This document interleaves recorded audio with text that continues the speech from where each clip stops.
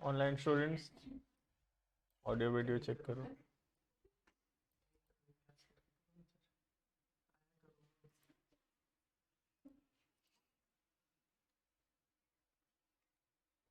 लेकिन हेडिंग करना death of a partner.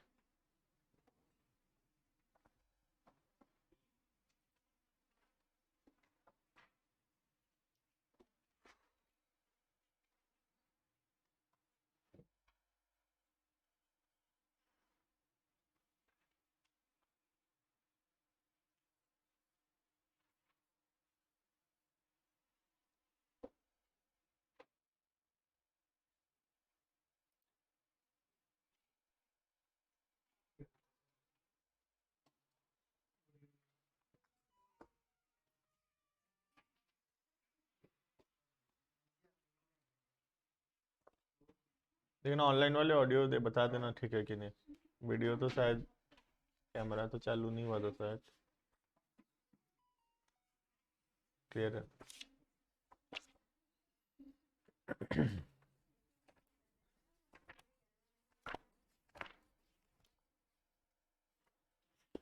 देखना, अकाउंटिंग फॉर रिटायरमेंट और अकाउंटिंग फॉर डेथ ये दोनों एग्जैक्टली पूरा सेम है। ठीक है। रिटायरमेंट में भी वही हो रहा है कि एक पार्टनर पार्टनरशिप फॉर्म छोड़ के जा रहा है, तो उसको हम उसका पैसा हिसाब करके उसको उसका पैसा वापस कर देंगे। ठीक है। जैसे कि कैपिटल का पैसा, उसके करेंट अकाउंट में कुछ पैसा हो सकता है, वो उसको गुडविल का हिस्सा मिलेगा, रिजर्व लॉसेस का ट्रीटमेंट कर देंगे। ठीक है। रीवैल्यूएशंस कर देंगे। ये सब करने के बाद जो भी पैसा होगा वो सारा का सारा हम लोग पार्टनर को पे कर देंगे। ठीक है। डेथ में भी बिल्कुल सेम है, वही capital, current account, goodwill, revaluations, reserves सब कुछ सेम है। वही करके उसके जो लीगल रिप्रेजेंटेटिव है उसको तो नहीं दे पाएंगे, उसका जो लीगल रिप्रेजेंटेटिव है। ठीक है। मतलब लीगल रिप्रेजेंटेटिव मतलब पता है, जो उसका लीगल हेयर है बेसिकली। ठीक है। तो उसको वो प्रॉपर्टी जो भी उसको मिलेगा वो पैसा उसको मिल जाएगा। ठीक है। अब डिफरेंस अकाउंटिंग में सिर्फ इतना सा है कि रिटायरमेंट जो था, हमारे जो सिलेबस में रिटायरमेंट दिया हुआ है वो रिटायरमेंट ड्यूरिंग द ईयर हमारे सिलेबस में नहीं है। इसका मतलब हमेशा हमारा जो रिटायरमेंट होगा वो ईयर के एंड में हो रहा था या ईयर के बिगिनिंग में हो रहा था। तो उसमें क्या हो रहा था, साल भर का हिसाब किए, प्रॉफिट लॉस निकाले, डिवाइड किए प्रॉफिट लॉस को, उसके बाद रिटायरमेंट कर दिए। ठीक है। लेकिन डेथ के केस में ये चीज़ पॉसिबल नहीं है कि ईयर के एंड में ही डेथ होगा। ठीक है। डेथ का केस कभी भी आ सकता है, ईयर के बीच में कोई भी रैंडम डे में डेथ हो सकता है। ठीक है।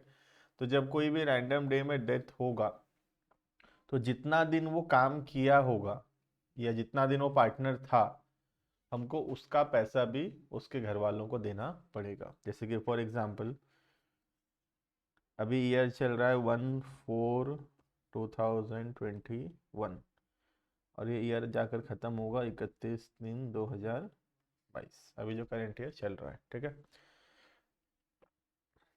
अभी सपोज अचानक किसी एक पार्टनर का 15 जनवरी 2022 कोविड से डेथ हो जाता है, लेट से। ठीक है।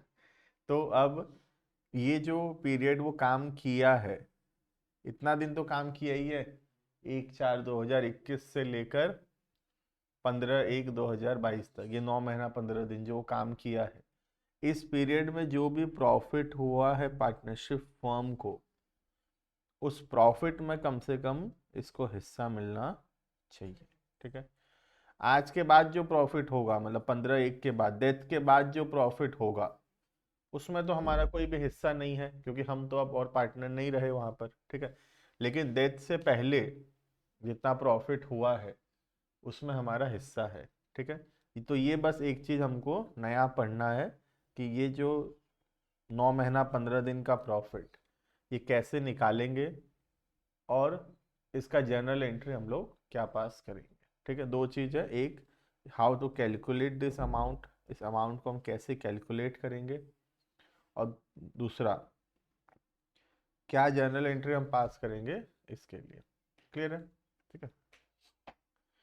अब कैलकुलेट करने के लिए या तो हम लोग सच में इतना दिन का पूरा ट्रेडिंग पीएनएल अलग से बना लें और कैलकुलेट कर लें कितना प्रॉफिट हुआ है, या तो एक्चुअल प्रॉफिट निकाल लो और वो बांट दो, या फिर कभी कभी क्या होता है एक्चुअल प्रॉफिट निकालना पॉसिबल नहीं है, क्योंकि 9 महीना 15 दिन का हम अभी ट्रेडिंग पीएनएल बीच में नहीं बना सकते। तो हम क्या करते हैं, हम इस प्रॉफिट को एस्टिमेट करते हैं, ठीक है, कोई एक पर्टिकुलर बेसिस पे। ठीक है, तो ये हमको पढ़ना है इस चैप्टर में कि ये क्या तरीका है प्रॉफिट को एस्टिमेट करने का, पहली बात ये। दूसरा, इस प्रॉफिट को एस्टिमेट करने के बाद क्या जर्नल एंट्री हम लोग पास करेंगे। ठीक है, तो ये एक चीज़ खाली नया है इसमें, शेयर ऑफ प्रॉफिट निकालना और उसका जर्नल एंट्री पास करना। ठीक है, करना हेडिंग करना डेथ ऑफ अ पार्टनर, उसके अंदर लिखना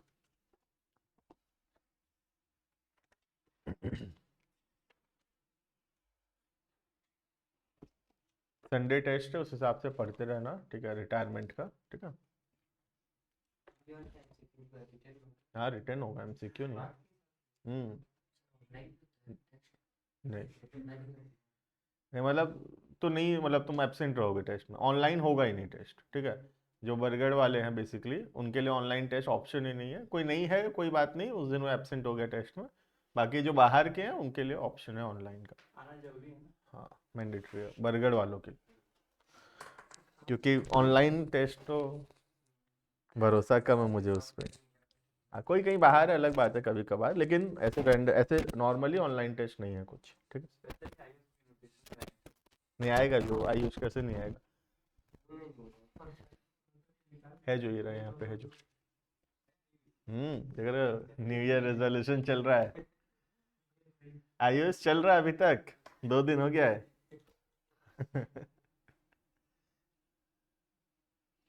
देखो चल रहा है, यस सर, हाँ भी बोल रहा है मतलब लाइन में भी लिखना।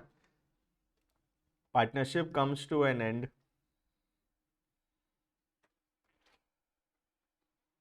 हम्म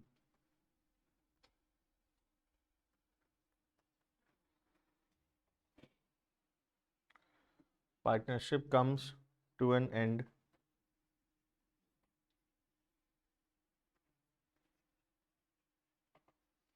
on the death of a partner.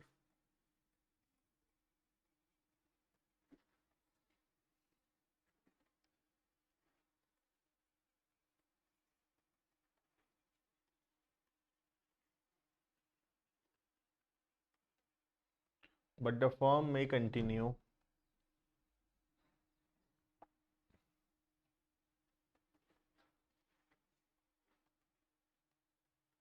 its business. But the firm may continue its business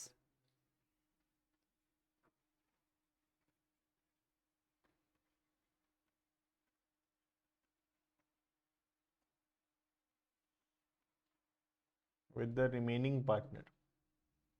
But the firm may continue its business with the remaining partner.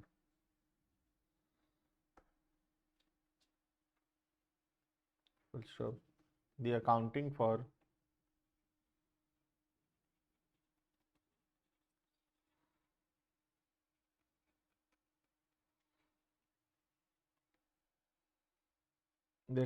retirement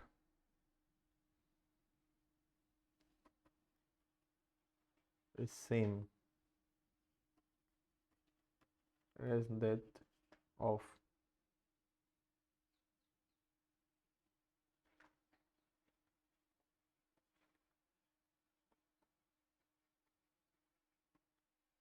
the accounting for retirement is same as that of death of a partner. दोनों का accounting पूरा same है।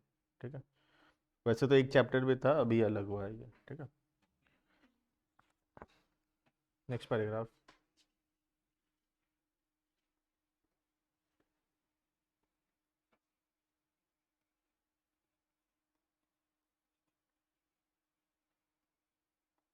In case of death of a partner,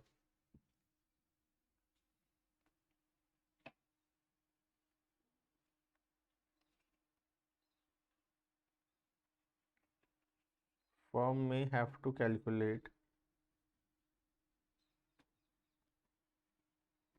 in case of death of a partner, firm may have to calculate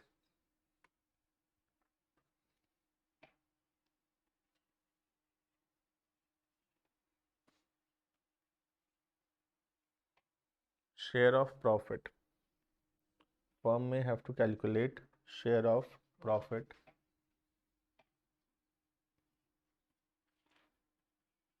from the firm may have to calculate the share of profit from the, कहाँ से कहाँ तक, beginning of the year, from the beginning of the year till the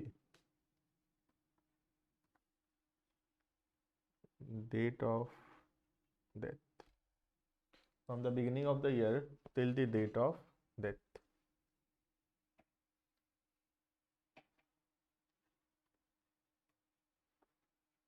Either on actual basis, या तो हम actual profit निकाल लें trading panel बनाकर, और ऑन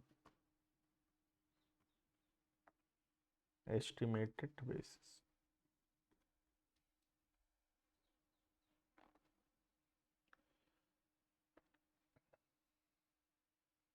इधर ऑन एक्चुअल बेसिस और ऑन एस्टिमेटेड बेसिस लिखना। Next full stop.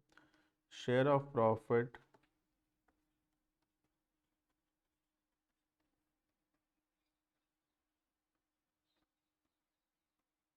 Can be estimated as follows.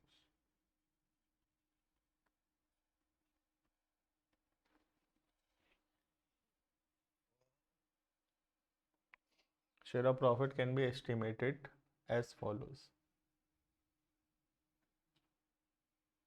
दो तरीका है।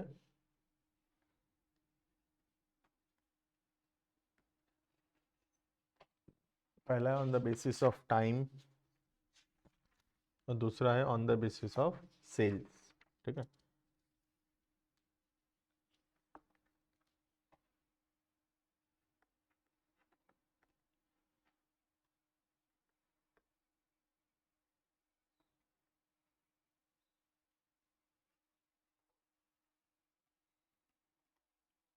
सेल्स और टर्नओवर बेसिस।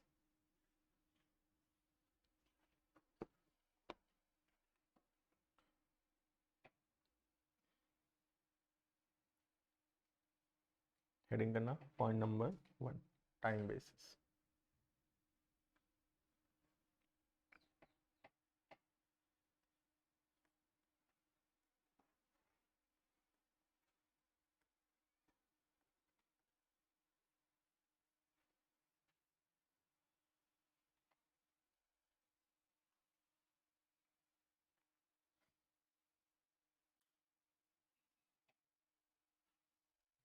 अब टाइम बेसिस का मतलब क्या है?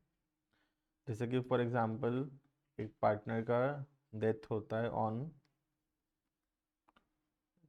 1/10/2021। ठीक है, ये चल रहा था 1/4/21 से लेकर 31/3/22 तक।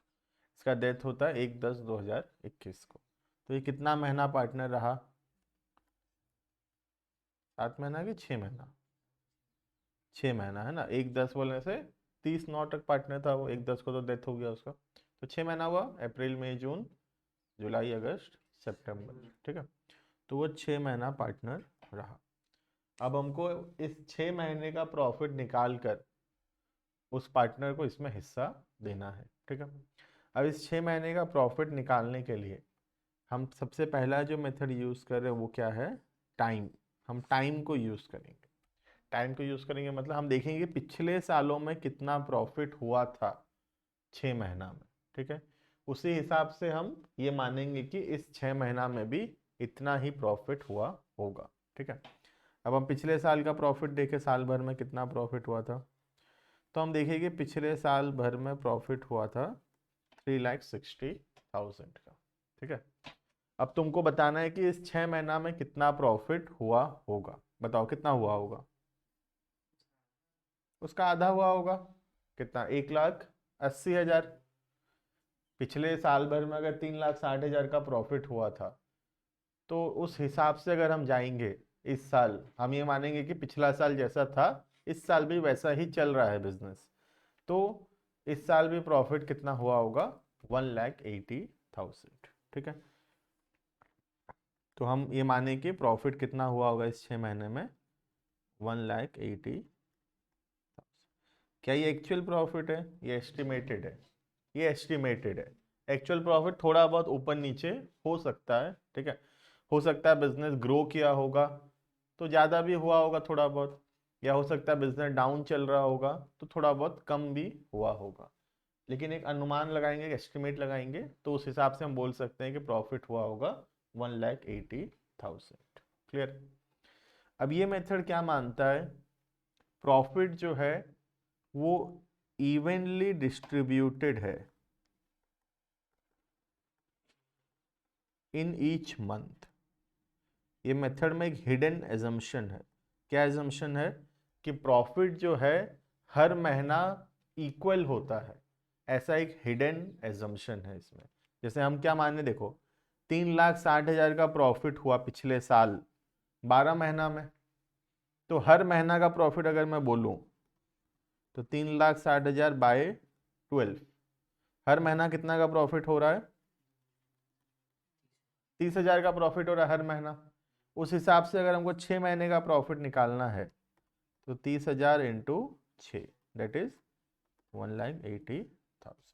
यही तो किए तुम भी, है ना? तो तुम यही माने कि जो प्रॉफिट है वो हर महीना इक्वल होता है, जबकि इन रियल लाइफ ऐसा जरूरी बिल्कुल भी नहीं है। सीजन सीजन होता है, हर बिजनेस का एक सीजन होता है। ठीक है, उस सीजन में उस बिजनेस में सेल्स ज़्यादा होता है, इसलिए उस सीजन में प्रॉफिट भी ज़्यादा होता है। और कुछ एक सीजन में सेल्स कम भी होता है, तो उस सीजन में प्रॉफिट भी कम होता है। तो ये गलत एजम्पशन के साथ है टाइम बेसिस कि प्रॉफिट इक्वली डिस्ट्रीब्यूटेड है, मान रहा है ओवर द ईयर्स, जो कि कोई भी बिजनेस में रियलिटी में बिल्कुल भी सच नहीं होगा। हर एक बिजनेस का एक सीजन है, उस सीजन में वो पिक पे होता है और एक सीजन में वो डाउन में भी रहता है। ठीक है, तो इसीलिए आगे चल के हम एक और नया तरीका पढ़ेंगे, वो होगा सेल्स बेसिस। क्योंकि टाइम बेसिस अपने आप में गलत एजम्पशन के साथ चल रहा है। वो गलत एजम्पशन ये है कि प्रॉफिट इक्वली डिस्ट्रीब्यूटेड है, जबकि प्रॉफिट कभी भी इक्वली डिस्ट्रीब्यूटेड नहीं होता। प्रॉफिट तो डिपेंड करता है सेल्स के ऊपर। जिस महीना में सेल्स ज़्यादा होगा उस महीना बिजनेस में प्रॉफिट भी ज़्यादा होगा। जिस महीना में सेल्स कम होगा उस महीना में प्रॉफिट भी कम होगा। क्लियर है? लॉस हुआ होगा तो इसमें लॉस का भी हिस्सा उसको देना पड़ेगा। जैसे कि फॉर एग्जांपल, अगर यहीं पर पिछले साल अगर लॉस हुआ होता लेट से 1,20,000 का, तो इस हम ये मानते हैं कि इस 6 महीना में लॉस हुआ होगा इसका आधा, दैट इज 60,000, और हम पार्टनर का उतना रुपया माइनस भी करेंगे। ठीक है, तो ये शेयर ऑफ प्रॉफिट जो है वो साथ में debt simply means share of losses also. ठीक है, करना हेडिंग करना time basis.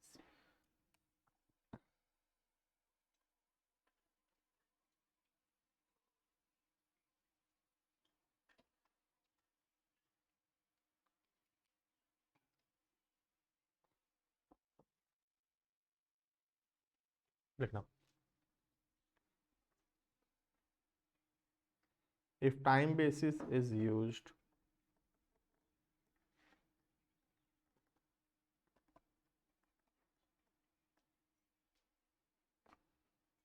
if time basis is used,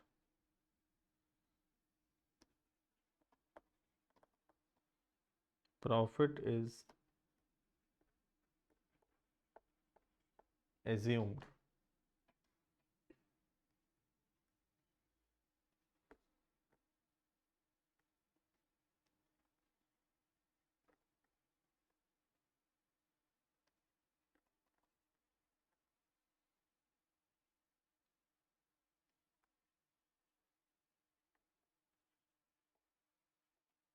ठीक है, तो एक एजम्पशन के साथ है कि प्रॉफिट हर महीना या हर दिन सोच लो इक्वल होता है। हर महीना तो क्या, हर दिन का बात चल रहा है यहाँ पे, तो ये तो पूरा ही इम्पॉसिबल बात हो गया बिजनेस में।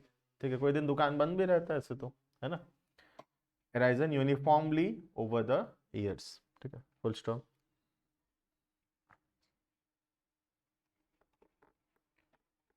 The share of deceased partner, disease मतलब जिसका डेथ हुआ है, the share of deceased partner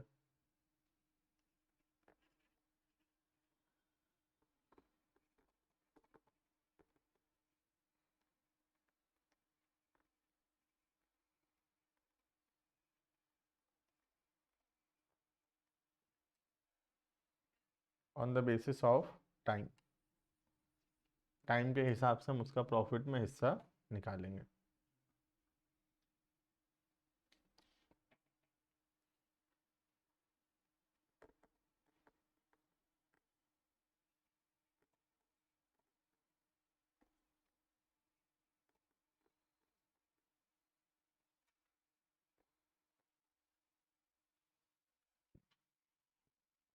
share of profit of disease partner equals to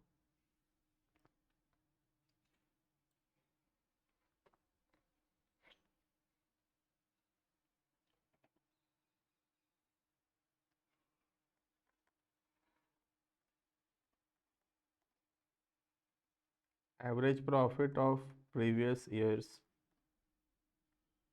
या तो हम एवरेज यूज कर सकते हैं, या एक साल का दिया है तो उसको यूज करेंगे प्रीवियस का, या एक साल से ज़्यादा का दिया है तो उसका एवरेज करके यूज करेंगे। ठीक है, profit of previous years divided by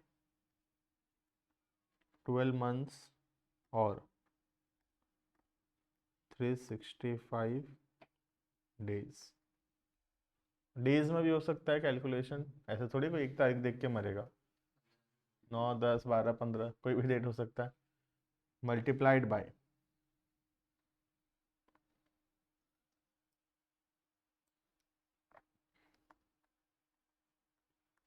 period up to the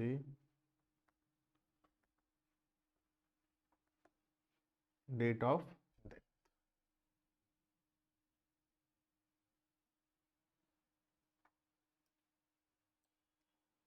ये होल मल्टीप्लाई बाय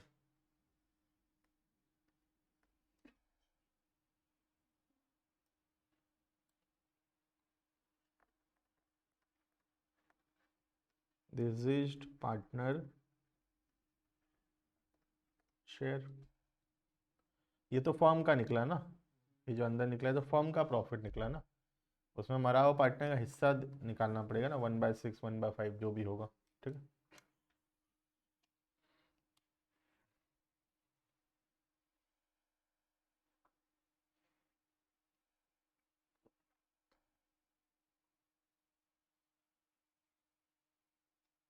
ठीक है, मैं एग्जाम्पल अगर हो गया तो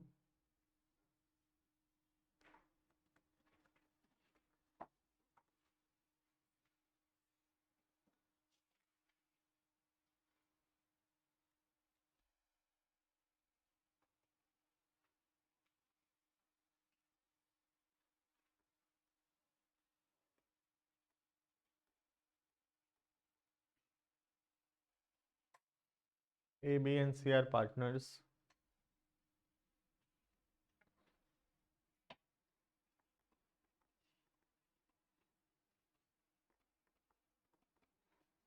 sharing profits in the ratio of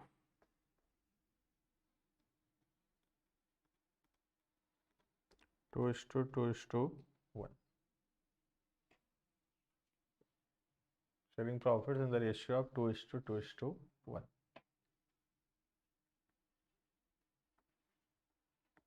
C died on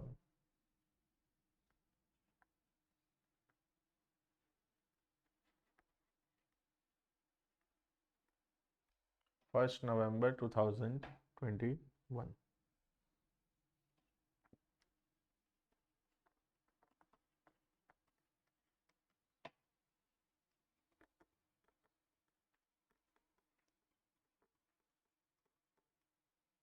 calculate his share of profit if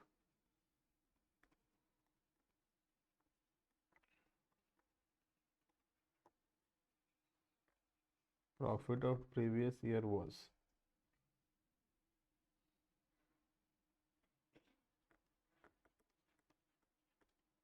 4,80,000। पिछले साल प्रॉफिट हुआ 4,80,000 का। तुमको उस हिसाब से बताना है कि सी को इस बार कितना प्रॉफिट में हिस्सा मिलना चाहिए।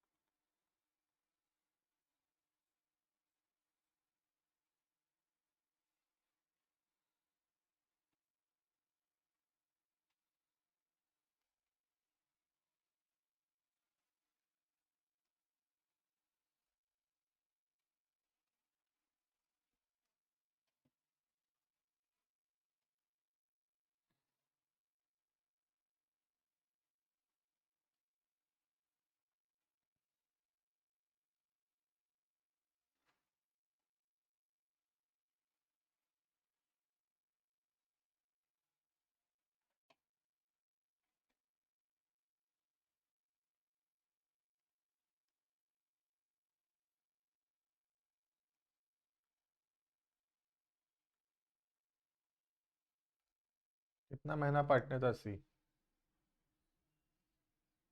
7 कि 8 कि 9? 7 होगा, ठीक है। 56 था।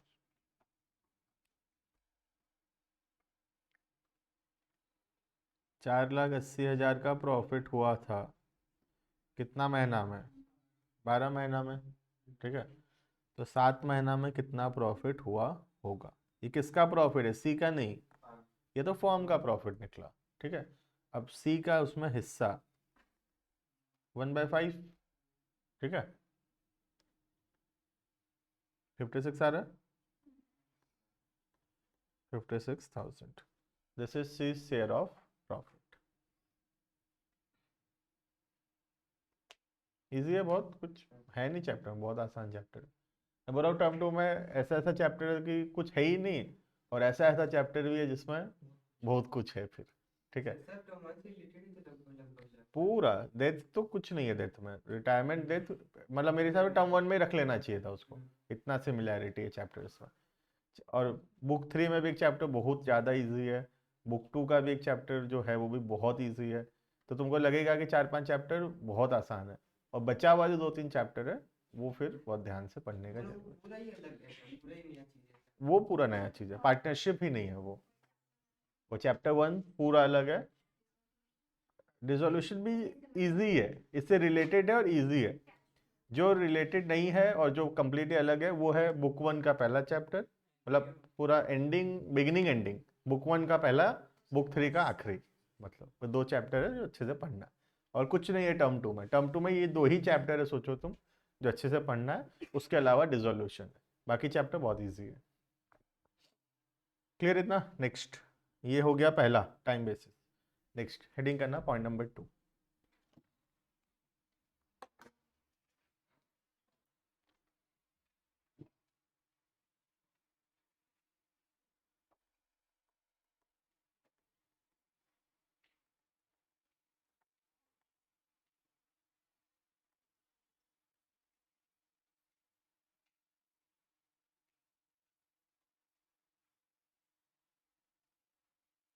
सेल्स और टर्नओवर बेसिस।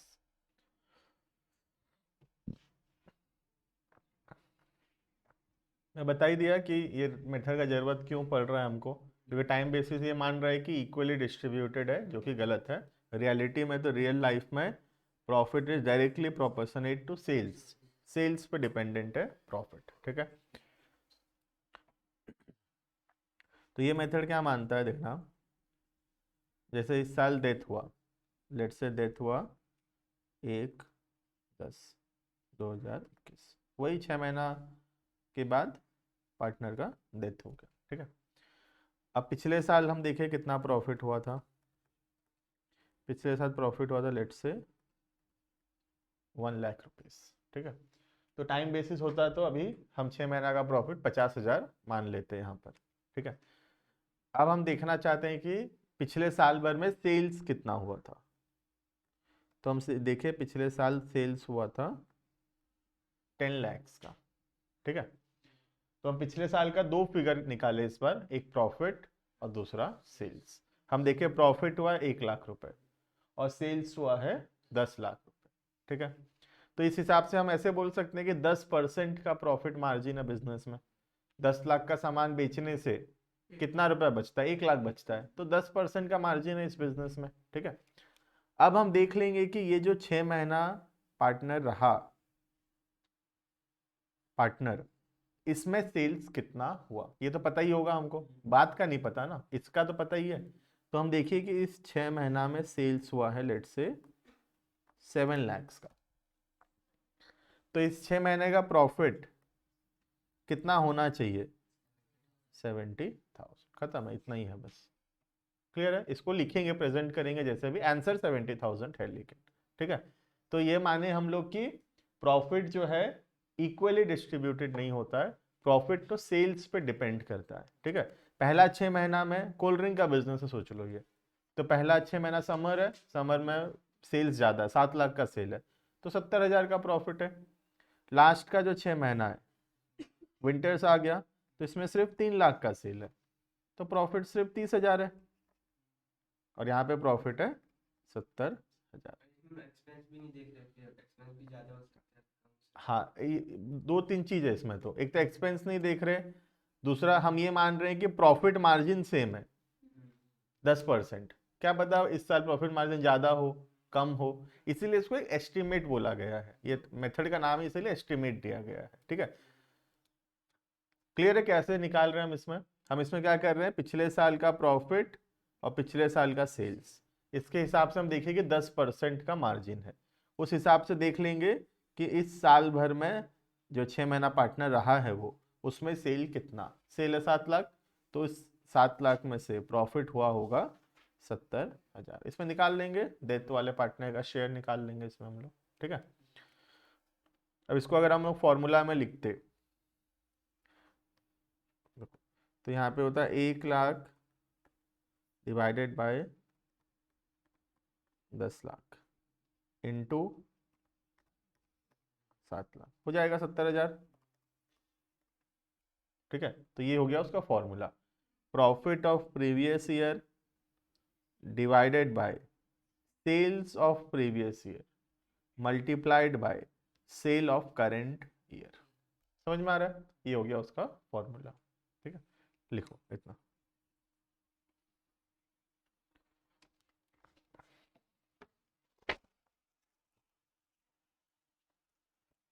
लिखना। Point number B, in this method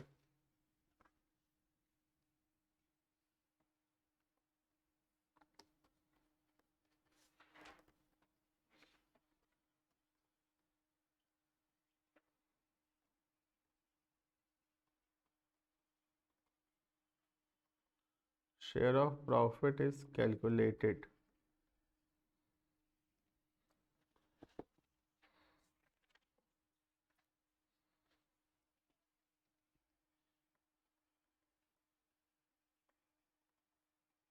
on the basis of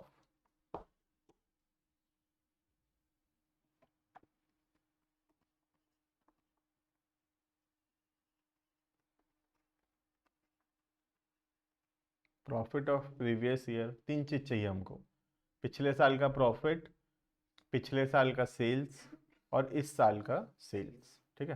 profit of previous year, sales of previous year and sales of current year till the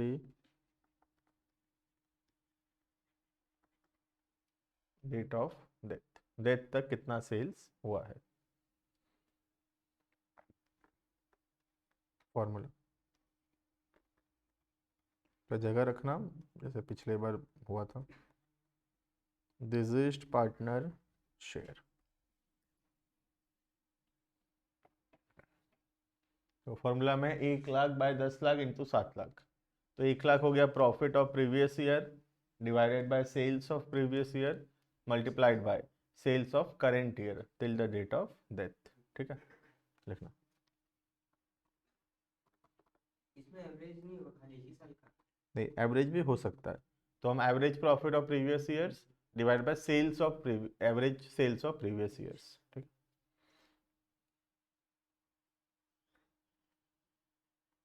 profit of previous year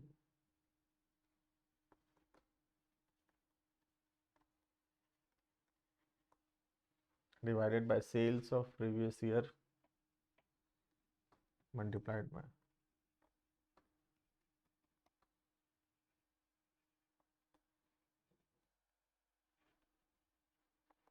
sales till date of death। ये form का profit आएगा इससे, तो multiplied by this is partner share, जो मर गया उसका हिस्सा।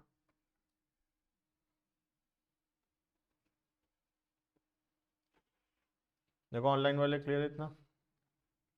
लॉस होगा तो फिर पैसा लेंगे उससे। लॉस होगा तो बता देंगे इधर में।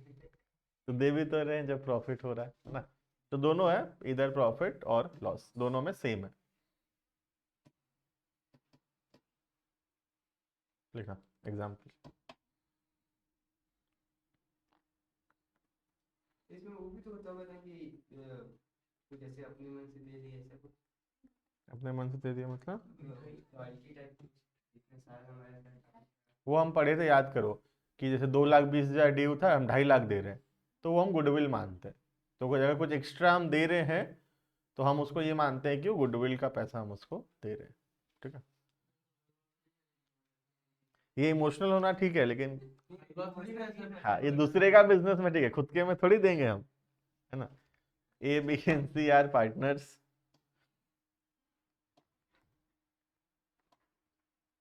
शेयरिंग इन द रेशियो, बल्कि मर जाने से तो लोग ये सोचते हैं कैसे खा लें, तुम एक्स्ट्रा देने का बात करो तो कैसे खा जाए सोचते हैं पहले। 3:2:1, वो तो अलग कहानी है। ठीक है, 3:2:1। ए डाइड ऑन, एक हमको आदत है हमेशा सी मरेगा सोचने का, ऐसा उसमें भी गलत होता है क्वेश्चन। ठीक है, ऐसा तो हम आखिरी वाला मर गया होगा, कोई भी मर सकता है ना। A died on 1/7/2021।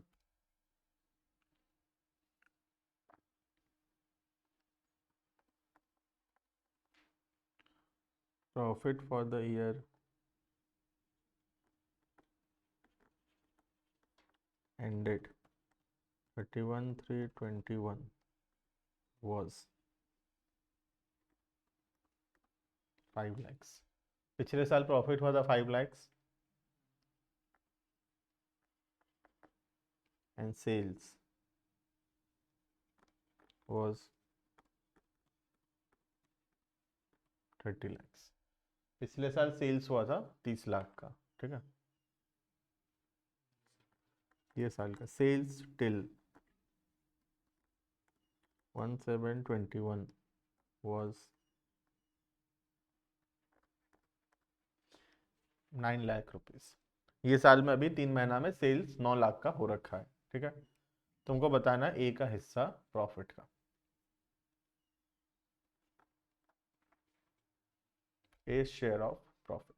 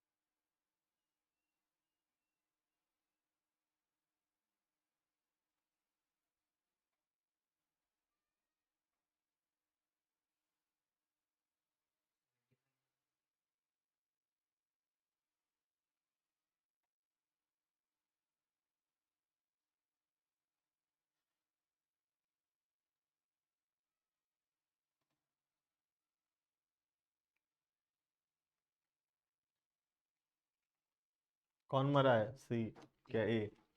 ए, ध्यान रखना।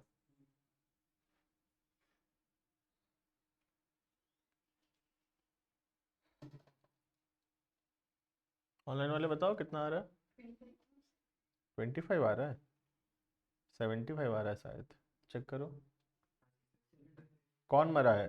ए 3/6 मल्टीप्लाई किए तो हाँ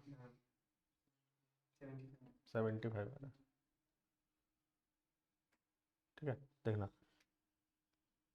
5 लाख का प्रॉफिट हुआ था 30 लाख का सेल्स करके, तो 1/6 है प्रॉफिट। जितना सेल करते हैं उसका 1/6 होता है प्रॉफिट। तो कितना सेल किया? 9 लाख का। ऐसे ही ध्यान रखोगे तो क्या फॉर्मूला भी लर्न नहीं करना पड़ेगा, क्या हो रहा है समझ जाओगे। तो 5 लाख का सेल करने से 5 लाख का प्रॉफिट होता है 30 लाख का सेल करने से, तो 1/6 का प्रॉफिट मार्जिन है बिजनेस में। अभी 9 लाख का बेचे हैं, तो 9 लाख का बेचे हैं तो 1/6 उसका 1.5 लाख का प्रॉफिट हुआ होगा। तो 1.5 लाख में ए का हिस्सा 3/, लेट मेक्स इट 75। ठीक है, हाँ करेक्ट है सैनॉन।